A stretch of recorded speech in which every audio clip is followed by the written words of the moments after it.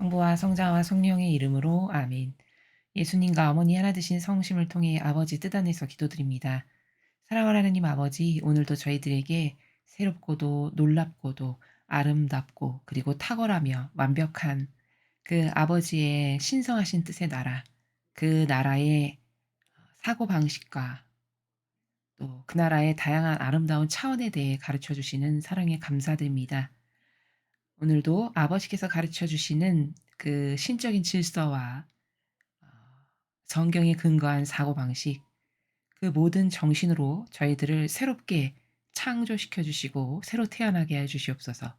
그 은총을 이 나라에 살아가는 모든 아버지께 속한 자녀들에게 부어 주셔서 이제 과거의 역겨운 자아적 사고방식에서 벗어나 완전히 신적인 예수님과 어머니께서 살아가시면서 몸소 보여주셨던 그 아름답고 모범적인 그리고 아버지를 기쁘시게 해 드렸던 그런 차원이 다른 정신세계를 구현할 수 있는 은총으로 이 나라에 살아가는 모든 국민들을 축복하여 주시옵기를 갈망으로 전드립니다.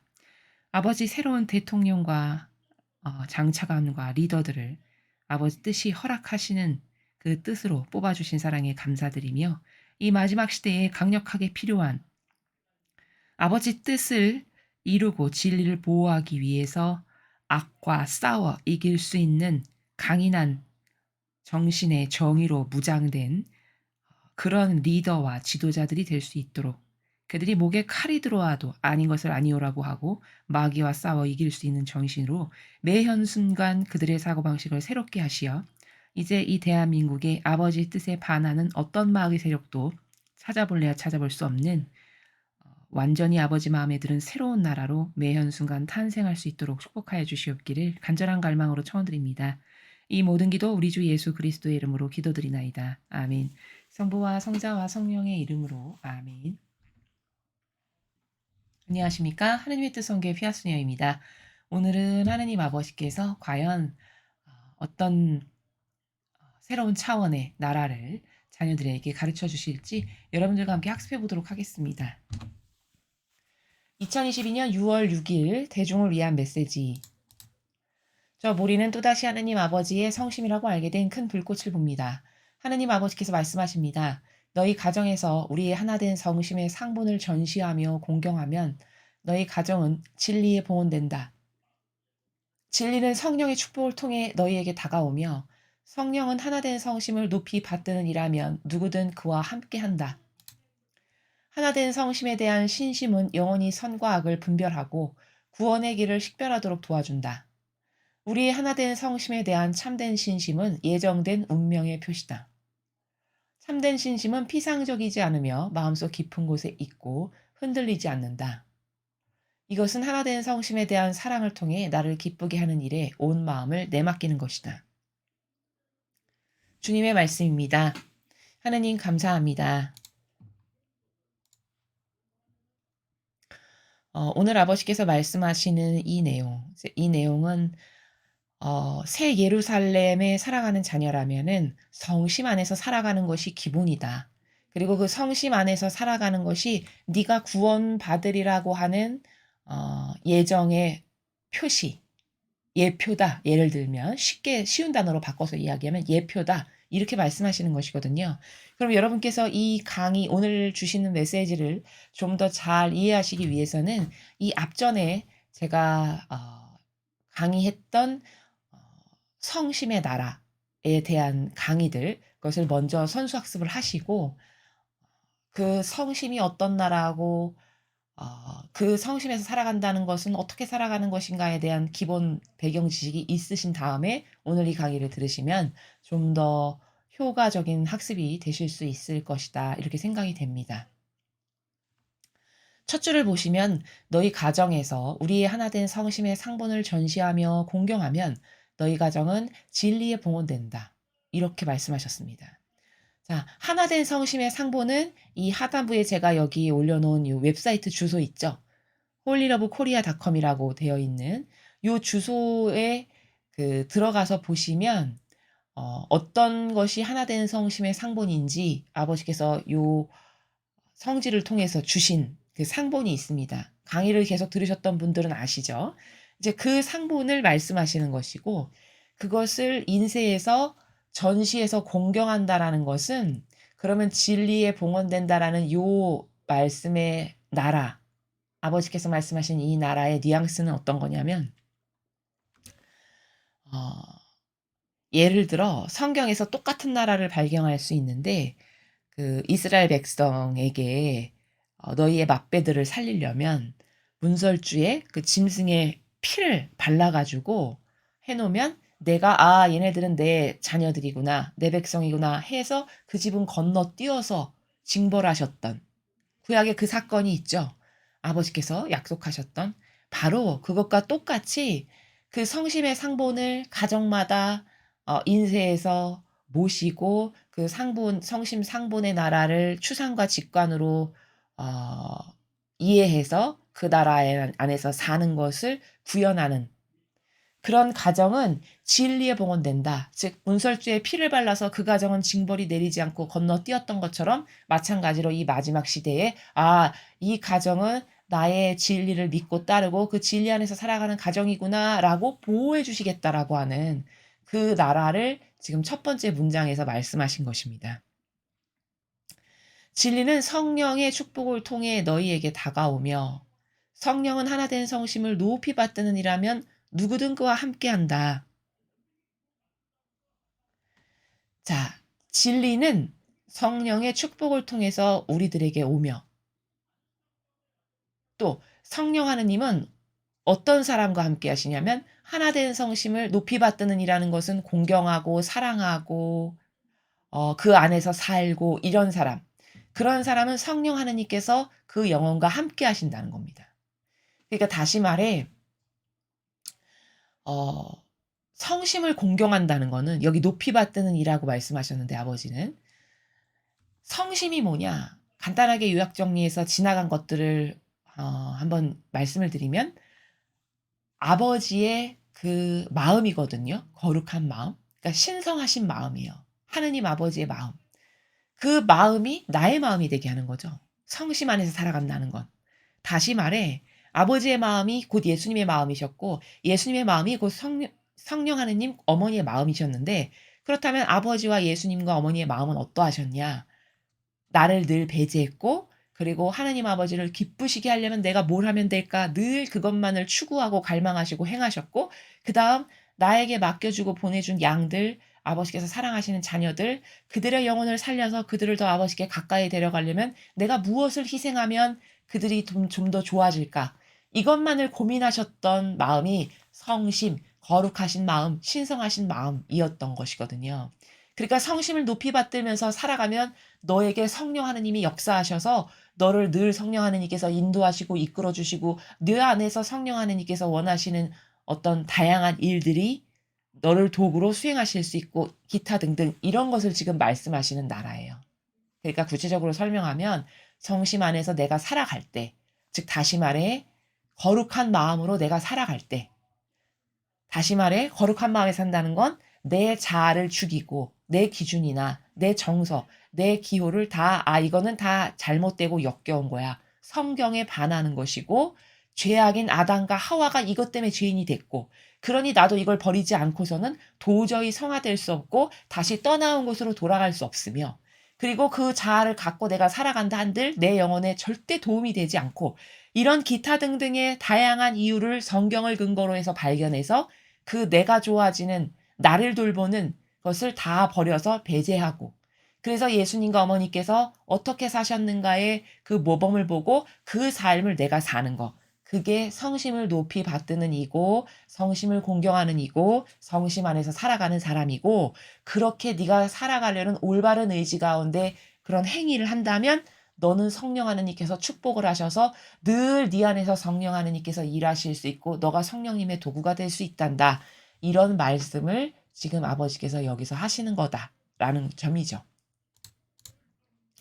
하나된 성심에 대한 신심은 영혼이 선과 악을 분별하고 구원의 길을 식별하도록 도와준다. 즉 다시 말해 하나된 성심에 대한 신심, 즉 아버지의 마음이 저의 마음입니다. 해서 저의 내적이고 외적인 모든 것을 다 내어 맡겨 봉헌드립니다. 해서 그 아버지의 마음의 나라에서 내가 살아가면 나의 영혼을 성령 하느님께서 인도하시고 도와주시기를 어떻게 도와주시냐? 선과 악을 분별할 수 있게 도와주신대요. 지금 세상 선과 악 구별하나요? 분별 못하는 사람이 거의 답니다. 그냥 왜 내가 선과 악을 몰라? 그들이 말하는 선과 악을 안다는 건 초등학생이 선과 악을 아는 것과 똑같은 수준을 나는 선과 악을 압니다. 이렇게 말하는 거죠. 진짜 선과 악을 안다는 거는 그 작고 디테일하고 섬세한 부분까지도 헤아려서 어떤 것이 악이고 왜 악이며 그 악하고 하나 되면 맺을 영원히 맺을 결과가 뭐고 그래서 누구와 하나 되는 것은 왜 중요하고 어떻게 중요하며 이런 것을 다 아는 것. 그래서 내가 선과 악을 분별할 수 있어서 그 악하고는 결별하고 선하고는 하나 되기를 노력하는 것. 이게 진짜 선과 악을 분별하고 아는 거거든요. 자, 그러한 은총을 성령 하느님께서 나에게 주신대요. 내가 어떻게 살아갈 때 성심을 공경하고 사랑해서 그 아버지의 마음이 내 마음이 돼서 내가 그 나라에서 살 때. 또 구원의 길을 식별하도록 도와준다. 구원의 길을 식별하는 건 뭘까요? 내가 이 사람하고 하나 되면 구원될 건지 패망할 건지, 이 제도 전통이 하나 되면 구원될 건지 패망할 건지, 이것을 분별할 수 있게 해준다는 거죠. 그러나 오늘날 신자임에도 불구하고 구원의 길을 식별할 줄 아냐? 잘 식별할 줄 모르죠. 잘 식별할 줄 모른다라고 말씀드릴 수밖에 없는 이 당위적인 이유는 성경에 인간이 만든 제도 전통에 맹종하고 맹신했을 때 다 죽었는데도 불구하고 영혼이 완전히 패망했는데도 불구하고 여전히 내가 인간이 만든 제도 전통에 맹종하고 살아가는데도 아무런 하자가 없다고 생각하고 그것에 대해서 두려워할 줄 모르는 게 구원의 길을 지금 모르고 있다라는 증거죠. 명백한 증거죠. 그렇죠? 구원의 길을 똑바로 식별할 수 있고 분별할 수 있는 사람이라면 성경에 왜 이스라엘 백성이 망했으며 어떻게 반향을 할 때 아버지는 호되게 꾸짖으시고 망하게 하시는지를 발견하여 그 원리를 현재에도 적용할 수 있어서 그 원리대로 근거해서 이렇게 반향하니까 모욕과 역경을 들어서 결국 이스라엘이 망했구나. 그럼 오늘날 나도 하느님께 그런 모욕과 역경을 드리는 것을 하지 말아야지 해서 그것을 날카롭게 예와 아니오의 나라에서 딱딱 끊고 버릴 줄 아는 이런 사람이 구원의 길을 식별할 줄 아는 사람이죠. 그렇다면은 오늘날 하느님을 저는 사랑하고 믿습니다라고 하는 성도임에도 불구하고 선과 악을 분별할 줄 모르고 구원의 길을 식별할 줄 모르는 사람은 얼마나 많은가. 거의 대다수의 사람이 선과 악을 분별할 줄 모르고 구원의 길을 식별할 줄 모르지만 더 심각한 문제는 뭐냐? 내가 선과 악도 모르고 구원의 길도 모르는 사람이라는 인식을 하지 못한다는 점이 더더욱 그 프레임에서 나올 수 없게 하는 그런 마귀의 정말 교묘한 책략이자 계략이라는 것이죠. 우리의 하나된 성심에 대한 참된 신심은 예정된 운명의 표시다. 자, 이게 무슨 말씀이냐? 우리의 하나된 성심에 대한 참된 신심. 참되다라는 게 무슨 뜻인지 아시죠, 여러분? 진실된 거, 진정성의 나라, 정직한 나라에서 믿는 거예요. 어떤 것을 성심 안에서 살고 이 성심에서 벗어나지 않는 게 이 마지막 시대에 왜 중요하고 그 거룩한 신성하신 아버지 마음 안에서 진정성으로 하나 되기를 원하는 이게 참된 신심입니다. 누군가가 그런 참된 성심에 대한 신심을 갖고 있다면 예정된 운명의 보시다.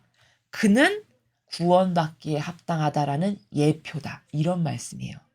다시 말해 그런 신심에 대한 올바른 공경이 있어서 그 성심에 대해 나라에서 살아가는 영혼이 있다면 그는 이미 구원받았다라는 예표이며 또 천상에 그 영혼에 대한 계획이 아버지가 있으셔서 불림받았다라는 또한 징표고 예표다. 이런 말씀을 지금 예정된 운명의 표시다. 이렇게 말씀하시는 겁니다.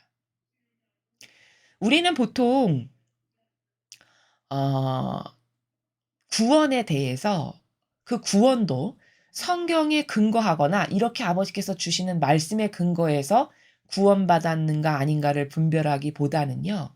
그 인간이 만들어 놓은 다양한 성경을 재해석한 나라 있죠. 뭐 예를 들어 세례받았어. 그럼 '아 구원받았네.' 물론 세례받았으면 구원의 길에 들어선 건 맞죠. 그러나 세례받았다 해서 구원의 완성이냐? 그렇진 않아요. 근데 모 종파는 세례받았어. 그럼 '아 나는 구원받았네.' 이렇게 생각하는 경향이 있죠. 그것은 구원의 길에 도입한 스타트에 접어들었다는 것이지 세례받았음이 이꼬르 구원의 완성이다라는 건 절대 아닙니다. 그러면 이건 성경에 어디 나오는데요? 자, 이방인, 사렙다 여인, 남한 장군, 백인 대장 이런 사람들 세례받았나요? 세례받지 않았습니다. 그런데 하느님은 그들을 다른 이스라엘 백성보다 더 많이 축복하셨어요.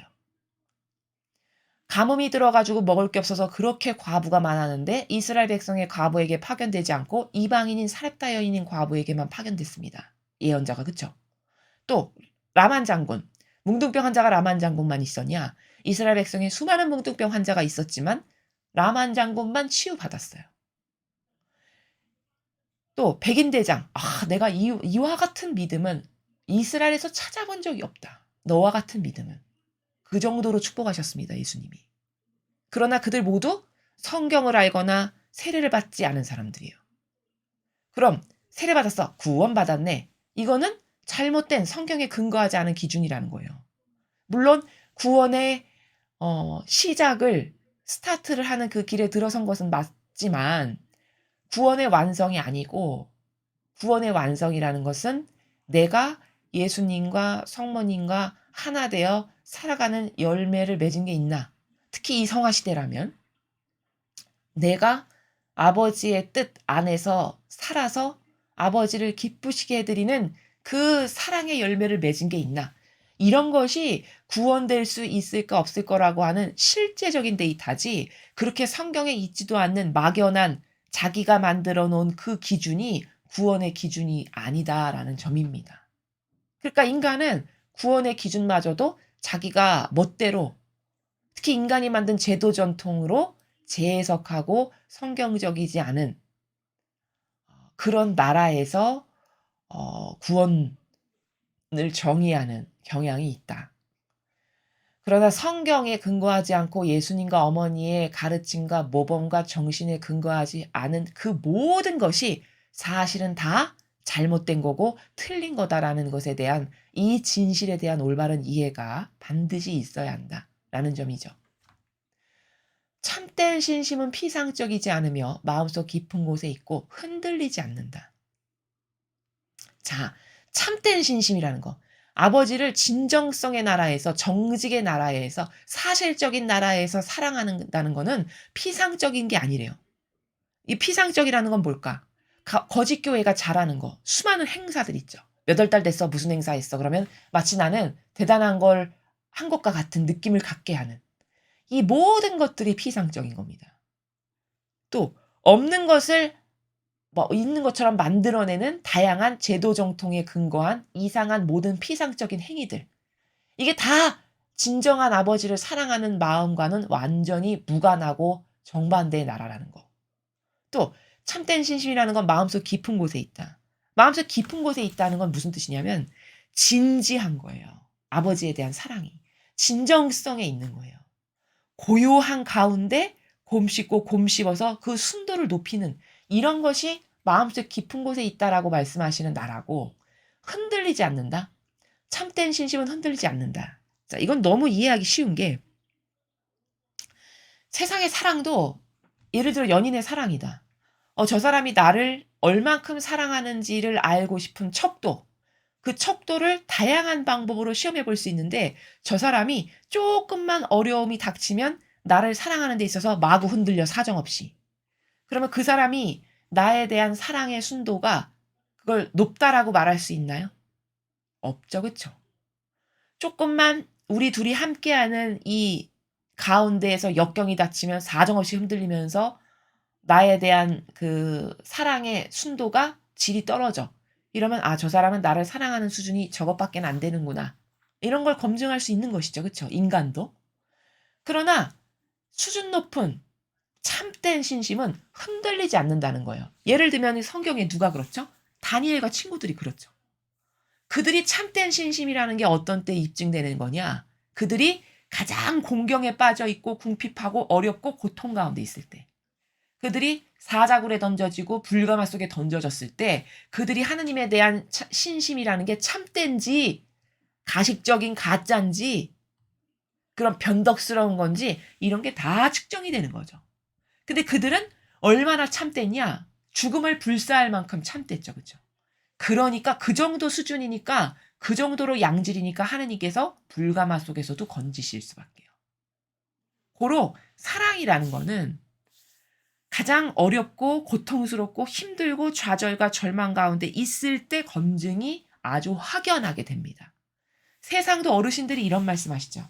너 저 친구가 나의 진정한 친구인가를 알아보고 싶으면 네가 한밤중에 비가 축축 내릴 때 그 친구의 집에 가서 문을 막 두드리면서 "내가 사람을 죽였네. 나를 좀 도와주게." 이렇게 한번 시험해 보면 단번에 알 수 있다는 거예요. 그 친구의 반응을 통해서. 그 친구가 정말 진정한 내 친구인지 아니면 겉만 혹은 내가 갖고 있는 게 많고 나에게서 도움받을 게 있고 어떤 나를 통해서 이득을 누릴 게 있으니까 가증스럽게 다가온 사람인지를 그때 확인할 수 있다라고 어른들이 이렇게 때로 가르쳐 주시죠. 이게 성경에 근거한 지혜거든요. 바로 아버지도 그런 식으로 다 우리의 신심이 몇 퍼센트 짜리인지를 다 시험하고 체크하시고 수시로 아시고 그리고 결정적일 때는 시험도 하시고 예를 들면 아브라함처럼. 그렇죠? 이런 거라는 거예요. 그런데 흔들리고 변덕스럽다. 그러면 자기가 하나님에 대한 사랑의 수준이 어느 정도인지를 그때 드러내는 순간들이죠. 이렇게 아주 정확하고 냉철하게 하나님은 전부 다 팩트 체크가 가능하신 분이시다라는 점입니다. 이것은 하나된 성심에 대한 사랑을 통해 나를 기쁘게 하는 일에 온 마음을 내맡기는 것이다.